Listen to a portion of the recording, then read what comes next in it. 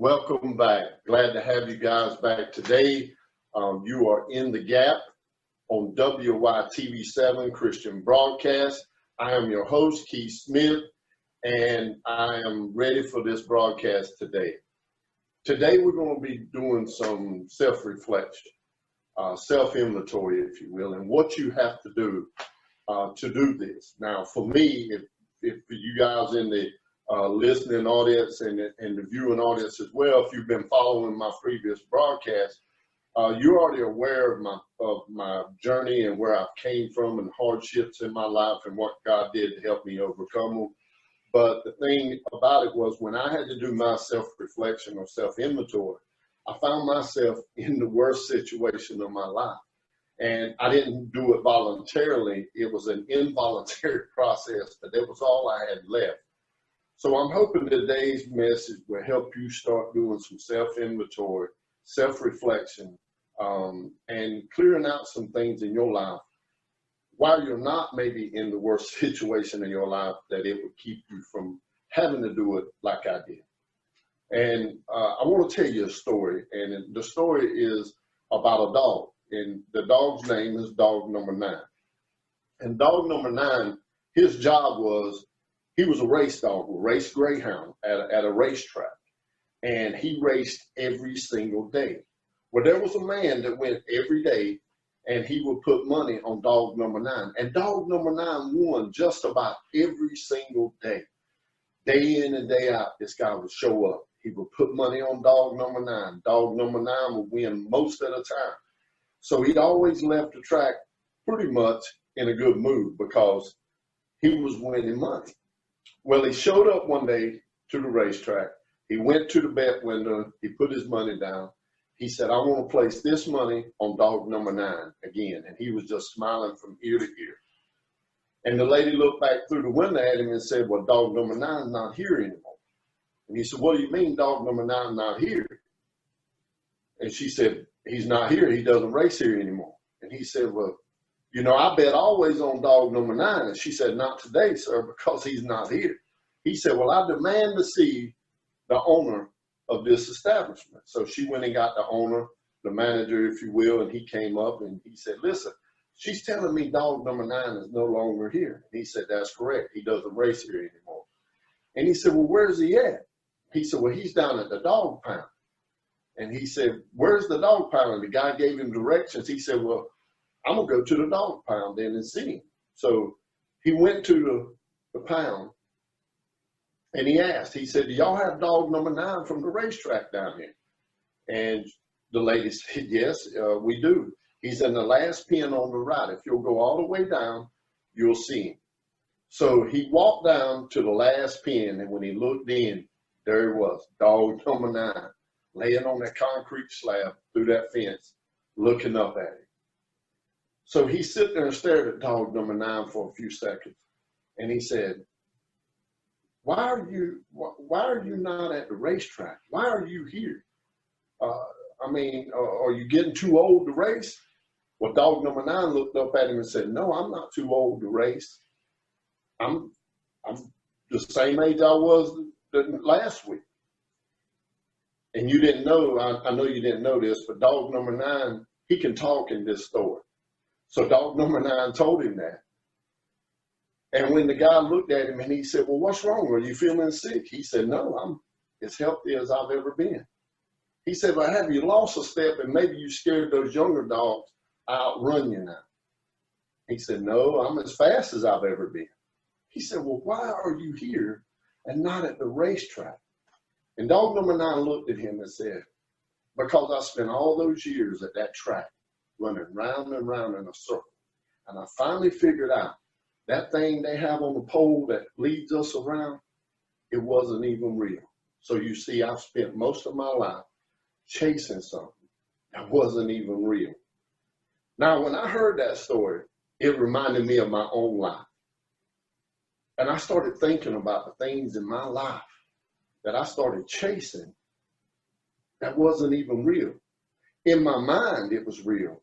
In my goal of what I was trying to achieve then, it was real. But in reality, it wasn't. Now, if you do self-reflection, and you may not be in a bad place in your life, even if you're not in a bad place, you can always self-reflect and do self-inventory. Is there things that is in your life that you are chasing right now that you know is not real? Is there things in your life right now you could do with them or you could do without them, and you're still hanging on, not knowing if you can do with them or without them? Or do you have the mindset of saying, well, it's just a small habit, or it's just a small thing, it won't lead to anything? I used to have that same mindset that it was so small, it's not going to lead to anything. You know, it's not going to develop into something that I'm chasing that's not real in my life. I'm not going to spend years going round and round, not going anywhere, chasing this thing that's not real. Well, I read a story one time about in North Carolina beaches. It was probably 5 or 6 years ago. They had an unusual problem with some whales that have migrated up to that area and have beached themselves. And they were wondering, one, why are these whales in this area? Number two, what's causing them to beach themselves? Well, when they did some study on what was going on, because they were so shocked to find whales beached in this part of the area, they said they found out that there was an unusually large school of sardines that were traveling that area at the time. Well, these whales have been chasing these sardines, and they carried them into an area they're not usually found. Well, what happened is the sardines started running to shallow water to get away from them. Now, we all know a whale is the biggest creature in the sea. A sardine is one of the smallest, but they just kept chasing these little small sardines, and the sardines ran into shallow water. Well, when a whale gets so far in, the tide won't allow him to get back out sometimes. So when they ran to safety in shallow water, the whales continued to chase them, not knowing they were in danger. The whales ended up beaching themselves, chasing something as small as a sardine. Something as huge as a whale caused them to get so far in, they couldn't get back out. If you're faced with a huge situation, I guarantee you, if you start self-reflecting like I had to do, it all started with something very small, and it migrated into something that was very, very big. Those whales could have eaten just about anything in the ocean, but it found the smallest thing that carried it in so far it couldn't get back. That's what happens in our life. That's what happened in my own life. And that's why I love sharing these things, so you guys can say, you know what, I don't have to be in the worst place of my life like Keith was to have to realize these things and find a way to correct them in this situation. You can do it now, because if you start this self-reflection, if you start looking for these small things that have led you in to a place that maybe you think you can still get back out of, but in actuality you can't. That's what happened to me. Mine started with pain medication, opioids, something the doctor gave me. And it continued for years until a point that it got me in over my head. I didn't understand what addiction was, because I was a person that wasn't supposed to be controlled by addiction. I was a person, I would have been the last person that you would have ever thought would have ended up being in prison. But it happened. All because I started chasing small things in my life, thinking it wasn't going to be a big problem. And it got me in to shallow water, and I couldn't get back out where I needed to be. And I was trapped.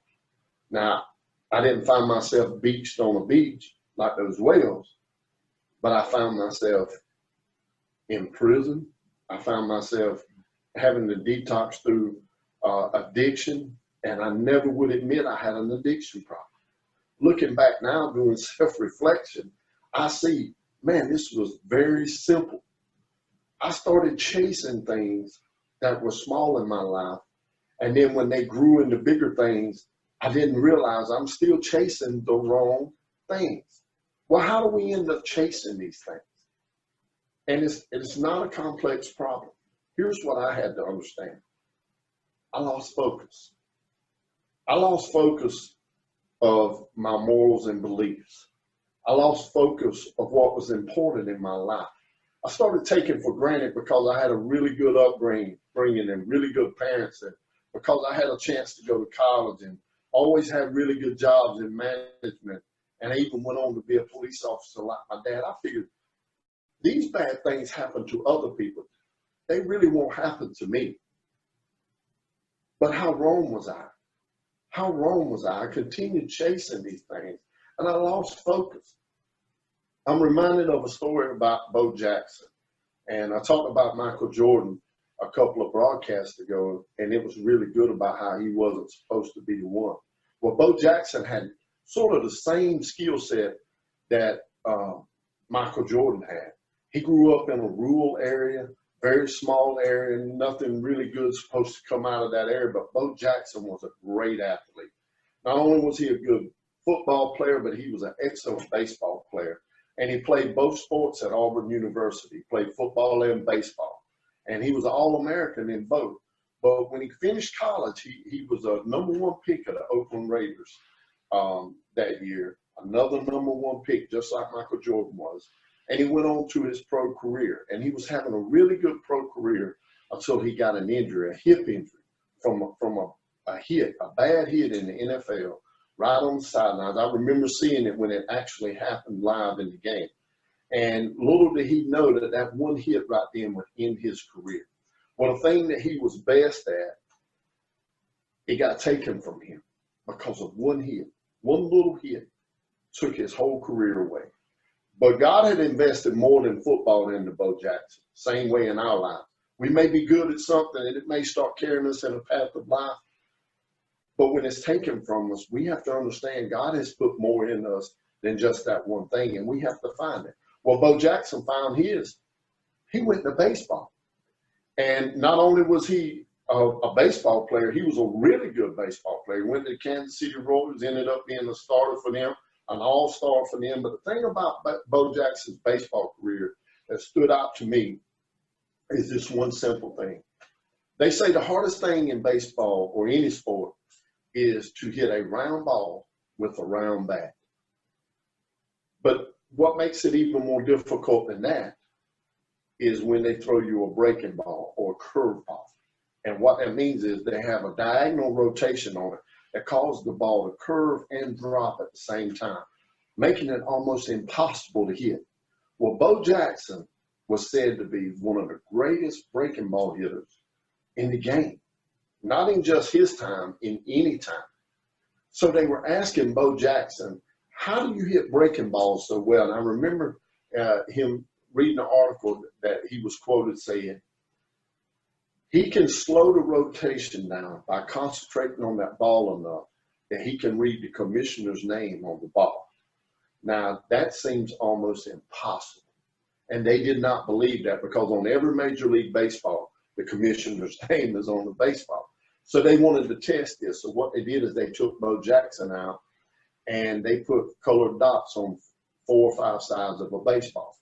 They had one ball with red dots, one with yellow, one with blue. And what they did is they had a pitcher throw breaking balls to him at a real high rotation speed. Well, Bo Jackson, as the balls were coming, could slow it down with his eyesight so much that when it got to him, he would start calling out the colors: yellow, green, blue, red. And he was getting every one of them right. And they couldn't believe this.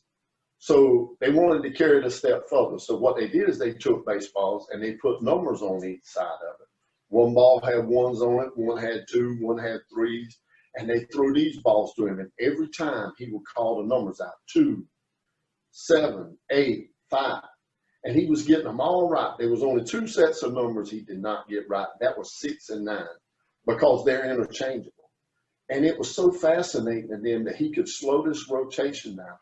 And it bewildered them so much. They were waiting on this huge explanation on how he does this or how phenomenal of a feat it is.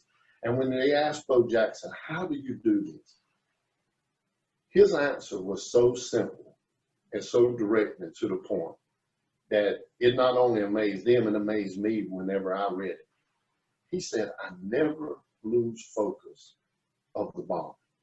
I never lose focus of what I'm looking at. And I started thinking about in my life, I lost focus. All I had to do was keep concentrating on the important things in my life and building off of those.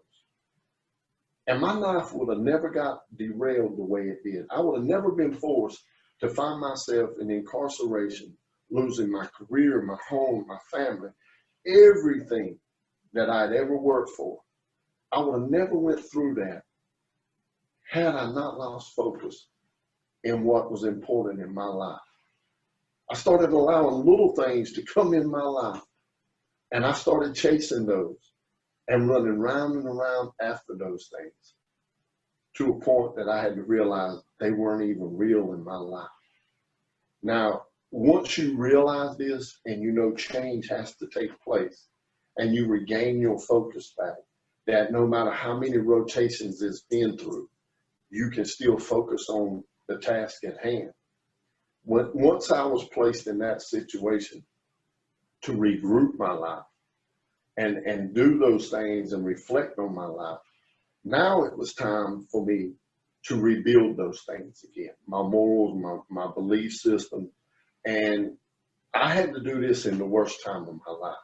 And I say that, and I keep saying this over and over, because I don't want people who hear my story or hear these messages to have to do it in the worst time of their life. Because right now, my life is great. My life is absolutely great. And God has gave me back in full everything that I have lost. And my life will continue to be even greater because I refuse to believe, as good as my life is now, that this is the best my God has for me. I know He has more for me. If you remember the last broadcast, I was talking about, I'd only wanted to get into the Charlotte market area doing these broadcasts because I just wanted to reach people in Charlotte and hopefully have speaking engagements there. Well, I was planning my purpose and my goal within my area code, so to speak. And God was thinking global. This goes out in several different countries. Well, even as good as my life is now, I refuse to believe this is the best it'll be. But even as good as my life is now, and as good as your life may be, or you may be on a path to success that you've never been on, or you may be, making a descent downward. Either way, you got to continue to do self-reflection. You got to continue to say, am I allowing little things to get me off course and to lose my focus? Will these little things become big things that cause me to run round and round in a circle like dog number 9 until it's too late, and then you realize, hey, what I've been chasing is not even real. And just like Bo Jackson said, it's a very simple process. Don't lose focus of what's most important in your life. And when you write these things down, what are most important in your life, you'll start thinking of things you haven't thought of in years. And when you start placing emphasis on that, I once heard this, that whatever you focus on the most in your life will grow strong. Now, that means negative or positive. If you start focusing and chasing the wrong things, they will grow to a huge size in your life.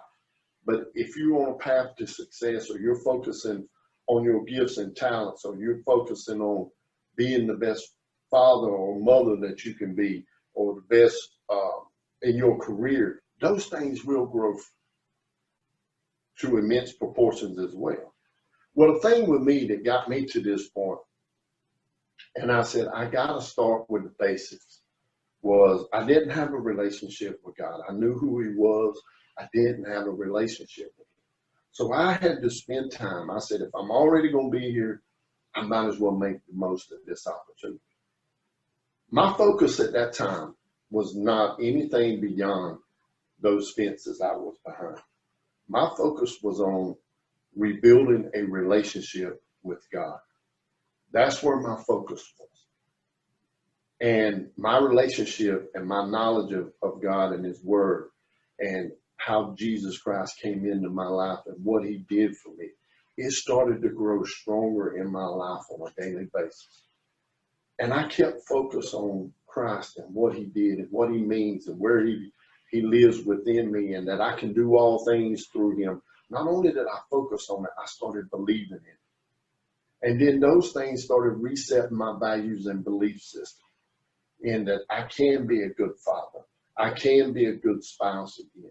I can be a good leader, not only in the workplace, but in my community. My past will not define me. That my resurgence through Christ is greater than any obstacle I've ever faced in my life or hardship or when adversity rears its ugly head. I'm greater than that. And once I started doing that, my life began to take off. Now, I still do self-reflection now, but it's not the same type of self-reflection. I'm reflecting on what can I improve on to continue this great life that I have? What can I improve on to continue beating this addiction that I had? And I've been free from it from 11 years and almost 4 months now. And thank God for that. Galatians 5:1 says, stand fast, therefore, in the liberties wherewith Christ has set us free, and be not entangled again with the yoke of bondage. I've read that verse several times, and I'm still living that till this day. I'm free through Christ, and I'm not under that yoke of bondage anymore. Why? Because I don't lose focus on my Creator and the life that he had planned for me. I always say it's like an MMA bout. I went so far in my life running from God's purpose and will that he finally tapped me out. I tapped out. I said, Lord, whatever you want me to do, this is what I'll do. And I said it in a way like, okay, I'll just do whatever you want me to do. But when he started revealing his plan to me, man, I am eager to do this now. I'm anxious to see where God is going to carry me. You know, I'm ready to go with him. I'm ready to walk with him in regularity and in harmony. And that's what I build upon every day. Don't lose focus of the things that are most important in your life. Your relationship with God, your family, and your well-being. Those are the things you have to start with. And I promise you, once you do that, your life will begin to take off. Now, it's easy for me to say now, coming through all the obstacles and hardship that God had brought me through, and he continues to manifest himself in my life daily till this day. But if you're not at that point yet, let me make one plea to you. Try Jesus. Try Jesus and start focusing on him. And start growing with him and walking with him every day. Turn all these problems over to him, whatever you may have. Or if you don't have these type of problems, start trusting in him to carry you in a path of life that you can never dream of getting there alone. Those type of things will start to manifest itself in your life. And it's simple how to do it. If you don't have a relationship with him, 1 John 1:9, I say it every broadcast. If we confess our sins, he is quick to just forgive us of our sins and cleanse us from all unrighteousness. What same thing Bo Jackson said that was so simple to me, just not lose focus. That verse is so simple. Say, Lord, I've failed you. I'm a sinner. I don't want to live this life. Lord, come into my life. Forgive me of my sins and cleanse me. And at that point, start focusing on him. Spend time in his word. Spend time with him. Spend time trying to be a better leader to your family. And trust me, I have not arrived. I'm still growing in these areas. But I want to share this with you. Not only what I've been through and how I'm living now, but I want to share Jesus Christ with you. Because without him, none of us are anything. And this wouldn't even be possible. Guys, I appreciate you joining us. If you're in the viewing audience, thank you so much. If you're in the listening audience, I welcome you to come back as well. God is doing some great things in my life. And I really want to hear if he's doing some good things in your life. And you can contact me at WYTV7. You can also go to my website at inthegapmotivational.com. All of our contact information is there. And also, too, you can check out my social media pages. And if you go to the gallery section on my website, you can also see past broadcasts as well from here. You can also go to YouTube and type in WYTV7 and not only see me, but see all of the broadcasters that's on there.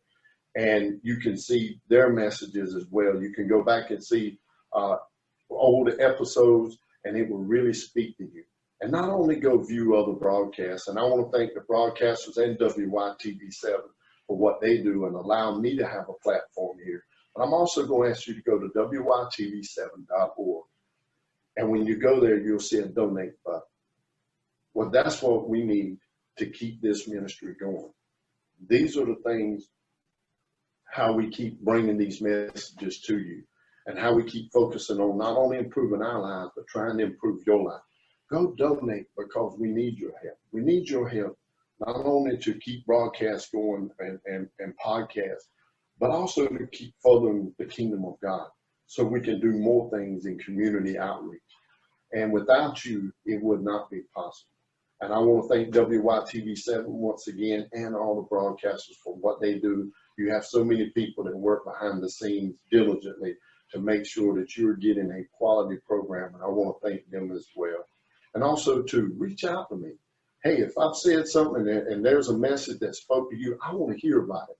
You can reach me at itgmotivational@gmail.com. It's also on our website, how to contact us.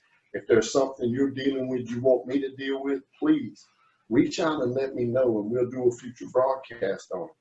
And also, too, if any of these messages that you've heard that you want to hear in person, or maybe you're having an event, or if you want to bring my testimony to your church, just contact me through our website or reach out to inbox at WYTV7. Let me know, and we can get it booked and scheduled to come. I look forward to come speaking in person.